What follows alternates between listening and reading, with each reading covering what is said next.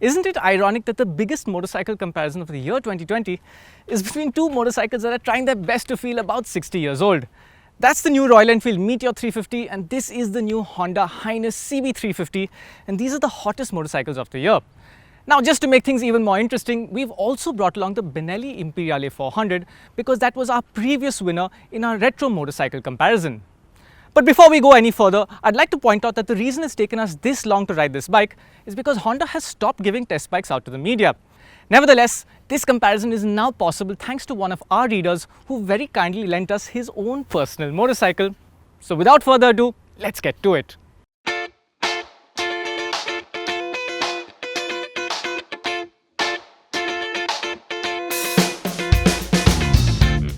All three motorcycles here follow the Royal Enfield formula with slow revving long stroke engines, and they promise a lazy, effortless and comfortable ride. If anything, one of the biggest differentiators is in the way they look, and each one takes inspiration from the history of their brands. While the Royal Enfield Meteor has all new bodywork, its shape is still very similar to the Thunderbird that it replaces. This is Royal Enfield's idea of a cruiser motorcycle, but with its high fuel tank and low seat, it actually looks more like a bobber. The bike we have here is the base Fireball variant, and with its bright colors and black treatment, we think this is the most youthful and the nicest looking of the three Meteor variants. Now, like Royal Enfield, Benelli has also been around for over 100 years, so the now Chinese-owned company had plenty of heritage to dig into while designing the Imperiale. This bike is the largest of the three and is also the only one here with a sprung seat and spoked wheels, both of which look period correct, but that also means that the Benelli is the only one here with tube tires. The handsome Imperiale probably turns the most heads in this group. The new H'ness CB350 meanwhile draws from decades worth of Honda's city bike or CB design philosophy. We have the base DLX model here, so it doesn't get the dual tone color scheme or dual horns from the top model. Nevertheless, this is a simple, clean and handsome design, although it is more compact looking in this company. Unlike the other two, the Honda gets some modern touches like a full LED headlamp which works decently well, and the front LED indicators double up as running lights. Each bike takes a different approach with the instrument consoles as well. The Benelli is the only one with a twin pod console and a rev counter, but it's not very retro or special to look at. Meanwhile, Honda and RE both give you analog speedos with digital elements, but we found the Royal Enfield unit to be more retro looking, better laid out and easier to read, although the Honda screen does show a little more fuel consumption related information. On the topic of features, all three get hazard lamps, an engine kill switch and a side stand down engine kill feature. Another reminder that these bikes aren't as old as they look is that none of them get a Kickstarter. But there's more to be found on both the Royal Enfield and the Honda. The Meteor has a neatly hidden USB outlet under the clutch lever, and the Honda has one too, but its cover feels a little more fiddly, and this is a USB Type-C socket. The Honda also has Bluetooth connectivity, but that's only available on the top DLX Pro variant. Honda's Bluetooth system is quite limited via the display, and it works best only when you have a Bluetooth headset attached to your helmet. Meanwhile, Royal Enfield gives you Bluetooth connectivity as standard, and this includes a small dedicated color screen that displays navigation readouts when connected to Royal Enfield's app. However, this system will not give you any phone-related notifications. While the Meteor's navigation screen is a very helpful feature, Honda responds by providing a basic traction control system as standard.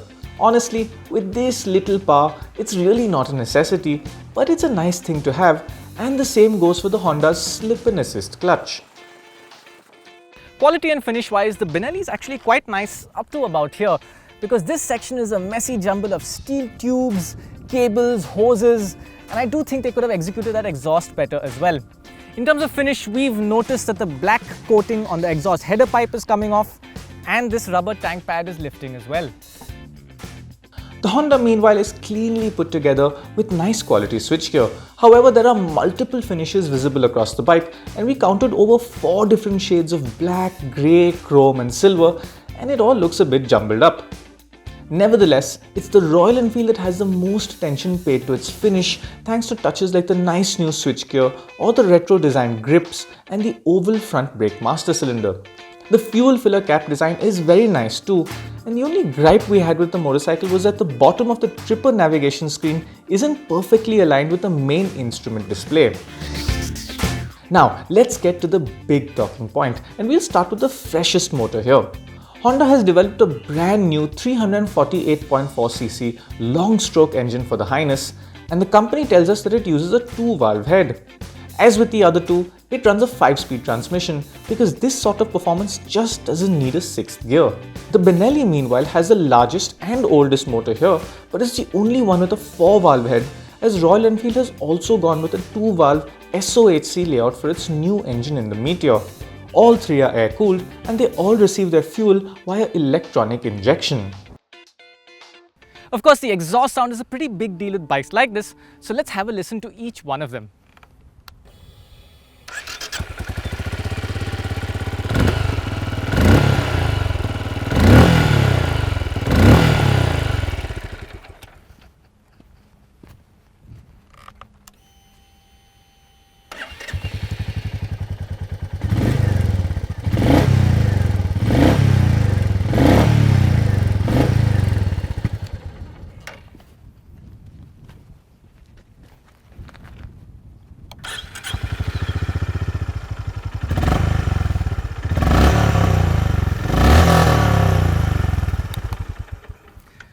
Now, it's quite difficult for the microphone to accurately pick up that sound, but from where I'm standing, the Royal Enfield sounds the most like a slow revving thumper, and it's not the loudest of these trio.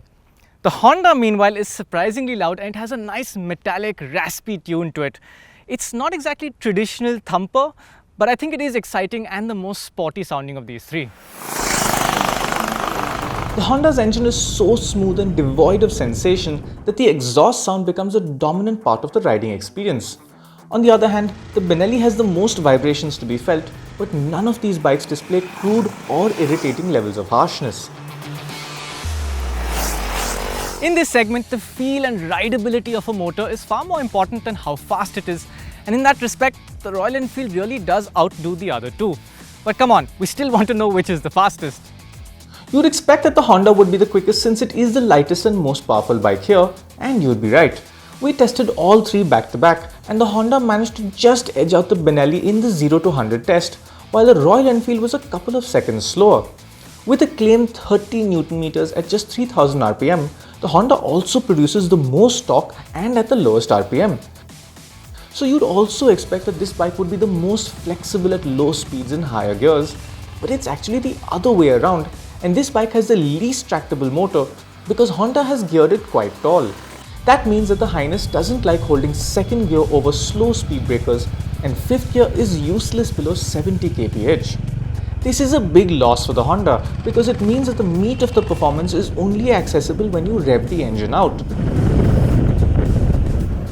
So in the real world, the Royal Enfield is far nicer to ride in a relaxed manner because you can twist the throttle open in 3rd, 4th or 5th gear at low speeds and simply leave the Honda behind.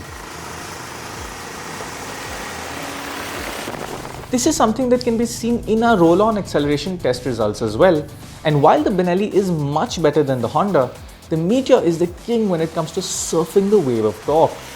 The Meteor also has the smoothest throttle response at low speeds, and its 5-speed gearbox is the most slick and precise of these three.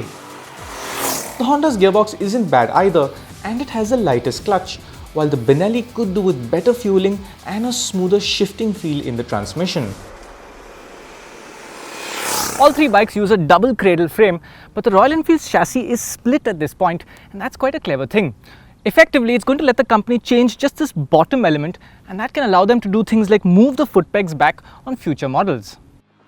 While we're on the subject, the Royal Enfield's riding position is quite different from the other two. The Meteor's feet-forward riding position won't be for everyone, but this bike has one of the comfiest rider seats we've come across at this price point, and it's far nicer than the other two over long durations. Meanwhile, the Benelli's riding position transports you back in time.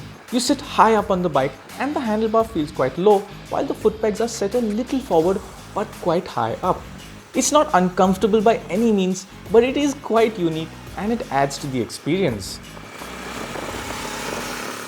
In contrast, the Honda's riding position feels quite normal. The bike doesn't feel very large, heavy or substantial underneath you, and there are up and down sides to that. On the upside, the 181 kilo Honda feels light and agile through city traffic, and it has a tightest turning circle, both of which make this bike the easiest to ride of these three. The Royal Enfield is also quite easy with a good turning radius, and while it is 10 kilos heavier than the Honda, it feels even better balanced at low speeds. Short riders will also love the Meteor's low 765mm seat height. With that said, there's no getting around the fact that this is a big and heavy metal motorcycle, and you'll realize that the moment you hear that solid thunk from the side stand. Despite that, it's actually the 205 kg Benelli that feels the biggest and most cumbersome in traffic thanks to its wide turning radius. The Benelli's engine also produces noticeably more heat in jammed traffic, although none of these bikes get excessively hot.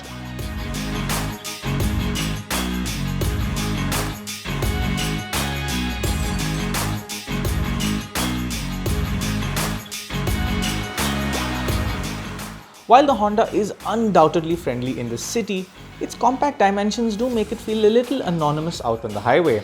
The Benelli and especially the Royal Enfield both feel like larger and more substantial motorcycles between the legs, and that's a nice feeling when you're out on the open road. As for pillion comfort, all three are quite good, and while the Royal Enfield has the most comfortable seat, the Honda and the Benelli are both a little more spacious. In terms of suspension comfort, the Benelli is quite nice, but the rear gets bouncy when the road starts to get bumpy. Meanwhile, the Royal Enfield and Honda are both very closely matched. They both have nicely judged suspension setups. They're not soft, but they do handle bumps and potholes well. In comparison, I'd say the Honda would be slightly, maybe 2 or 3% stiffer than this motorcycle, and the Royal Enfield does a slightly better job of staying stable and confident over long bumpy stretches. At highway cruising speeds, the Meteor feels very planted, and while it can hit a top speed of about 120 kph, it feels happiest at around 90.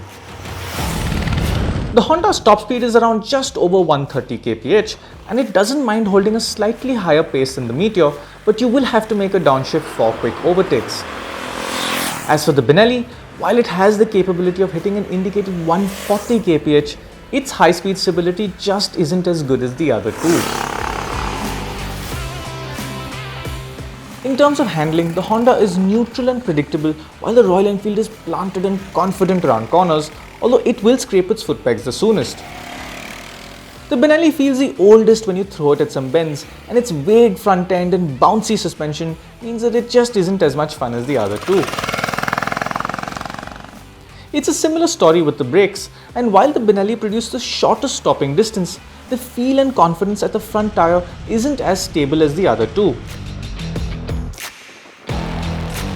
Nevertheless, all three have good braking performance, and they have dual channel ABS as standard as well. So that's how these bikes perform, and while the Benelli was our favorite 1 year ago, the game has moved on significantly. It is a charming and unique motorcycle, but it costs nearly 25,000 rupees more than the Royal Enfield, and Benelli needs to make a big price correction for this bike to be competitive. It would have also been nice to have a BS6 Java in this comparison, but the company hasn't been able to give us a test bike.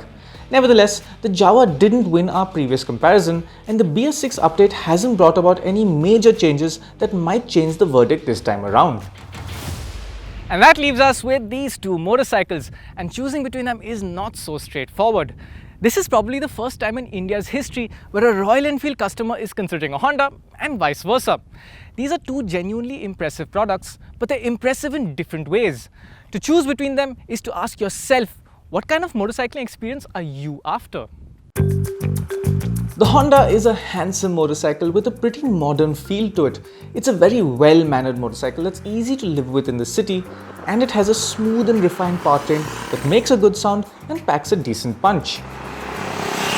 If you're a fan of the Honda badge and you're looking for a relaxed retro machine, you'll love what this bike has to offer.